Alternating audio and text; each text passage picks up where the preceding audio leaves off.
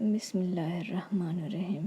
سورہ الزخرف آیت نمبر 36 سے 38 تک میں اللہ پاک فرماتا ہے،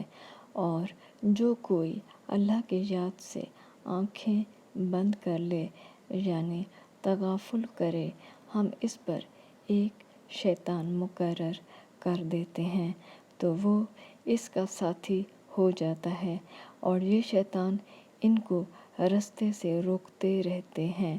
اور وہ سمجھتے ہیں کہ سیدھے رستے پر ہیں، یہاں تک کہ جب ہمارے پاس آئے گا تو کہے گا کہ اے کاش مجھ میں اور تجھ میں مشرق و مغرب کا فاصلہ ہوتا، تو برا ساتھی ہے۔ دوستو، اللہ کی یاد کا بہترین ذریعہ نماز ہے، اور جو کوئی اس کو پابندی سے ادا کر لے تو معلوم ہو جائے گا کہ اس کو ادا کرنے سے زندگی میں کس قدر سکون آ جاتا ہے۔